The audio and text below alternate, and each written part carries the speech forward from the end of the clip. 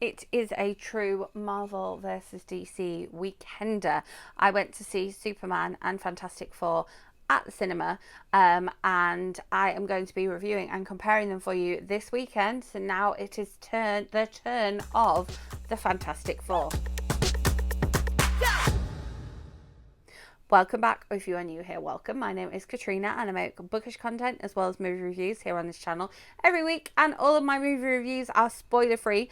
I will leave a playlist of my recent reviews linked up above, and I also have a playlist of all my Marvel reviews which I will leave linked in a second for you, so that you've got those as well if you are here because you are a Marvel fan. Yes, I went to see Superman and I went to see Fantastic Four in the same day. I saw Fantastic Four first and in the morning, and I saw Superman in the evening. I went on my own to see both of them, and so there wasn't anyone else giving their reaction and making me less impartial to these films.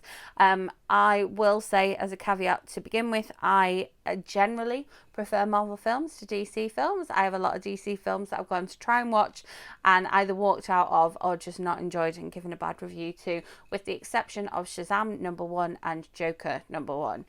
Those are the only two DC films I have recently enjoyed. Whereas, if you have seen my Marvel movie playlist, you will see that I am quite the Marvel fan. In fact, I went to see Fantastic Four and Superman wearing my Marvel dress. Not my Marvel shoes though, because it was very hot in there, and they are quite tight and not suitable for warmer feet. So Fantastic Four, I haven't watched any of the other Fantastic Four films, just to give you a little bit of a context with that one. So this was my first experience of Fantastic Four. So I haven't seen the ones who... Was it Fantastic Four that came up in the Doctor Strange film? There's been various iterations of them. Anyway, I knew from the trailer I was going to like the period that this is set in. It's a bit like the start of WandaVision, where you've gone back in time and you've got that classic 50s, 60s sitcom type thing going on. And you've got these four people. It must be 60s because it's space race, isn't it? These four people who went to space and then came back altered forever. And I love the fact that we got a backstory. We got a whole backstory into what makes them them. We're introduced to them when they're a little bit younger, and them post coming back from space being slightly altered with these superpowers. And we got the context of how they've been saving the city and how they've been kind of growing in popularity with the community and with the population. And you've got your womanizing younger brother. It's a bit like Friends, he's Joe Tribbiani, isn't he? And then you've got Sue, who is so powerful, she's actually garnered a whole peace treaty thing in this United Nations, this new version of United Nations. I thought that was absolutely fantastic. Then you've got them sort of going on newer adventures to do with sort of somebody coming along and wanting to literally implode the world. You've also got some sort of real world problems coming in there, which I'm not going to talk about because spoilers. But yeah, I thought it was really interesting, the kind of real worldness of it that you don't often see in a Marvel film, with the exception maybe of Hawkeye's family missing him, or all disappearing and him missing them, and that side of things. You don't see a lot of somebody having to deal with real family stuff. Natasha Lyonne guest stars in this one. Not guest stars, but stars in this one as a sort of featured player, and I'm really intrigued where she fits into the timeline, where this fits into the MCU. So I'm gonna delve a little deeper on that, but that really sort of piqued my interest.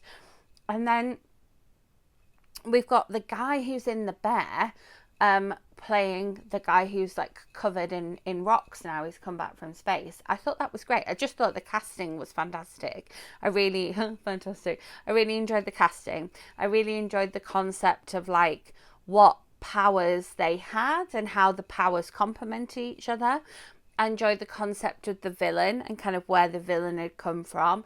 And it was very sort of like believable and felt very classic and felt a lot more comic book than some of the Marvel movies feel. I think because it was set slightly older.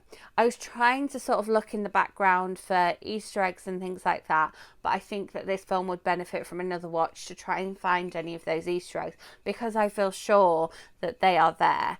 But it really made me want to like delve a little bit deeper into the Fantastic Four story and those characters and how they've been portrayed previously. And then, yeah, some of those side characters that come into it, particularly the villain, because the villain seemed to have been somebody who was sort of already established, that people were aware of him, or that he had a motive from like previous adventures. And I thought that was interesting. So I would definitely like to delve a bit more. Now, oftentimes I kind of will watch a Marvel film and get sort of like butterflies, like the music excites me, and then those sort of like big battle scenes like really get my adrenaline pumping. I didn't necessarily get that with this one. I do feel like the Marvel films that we've had this year have been slightly weak. I think my favourite out of the three has been Thunderbolts, and I know that's slightly unpopular, but I think because they're like new Avengers branded, I think that that's probably why. But the ending of this film had me absolutely crying. I was like so emotionally invested.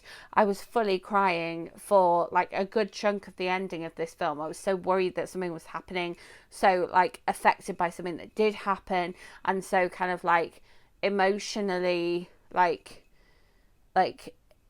emotionally affected. I'm trying to say it with no spoilers. Emotionally affected by the events of the ending of this film.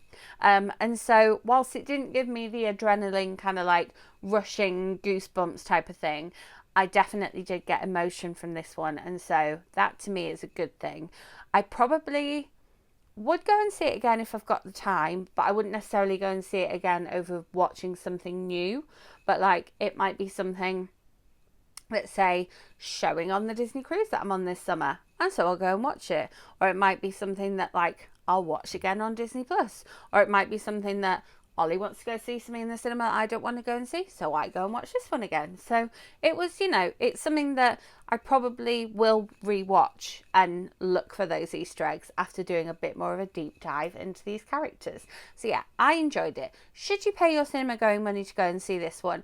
If you've watched my yesterday's DC video, you will probably have garnered that you should pay your cinema going money to go and see this one over seeing Superman. There is one part where there's really bad editing, where Pedro Pascal's character is talking to his brother-in-law, and he's talking, but you can clearly see from the weird edit that the other person is also talking the whole time, and so they're both talking, but the only sound we hear is Pedro Pascal's talking. It was a really, really bad edit, and I'm surprised that it wasn't caught, but because it was so long. But aside from that, I think you should pay your cinema going money to go and see this one over the other one. However, I'm not saying that there aren't other films that might be a little bit more family friendly this summer and may not make you cry quite as much at the end. So there you have it. Definitely prefer this one over Superman. I would definitely go and see this one over seeing Superman, if you're going for a superhero vibe this summer. As always, if there is a particular movie you want to hear my thoughts on here, let me know in comments. I will go and watch it this week and bring my review to you next week. If you enjoyed this video, give it a thumbs up. Make sure you're subscribed and hit that notification bell so that you don't miss out on future movie reviews or bookish content coming your way. I also have Disney Cruise Vlog coming up soon as well, as you may have gathered, so you're not going to want to miss out on that. I will see you with my next video. Thanks for watching.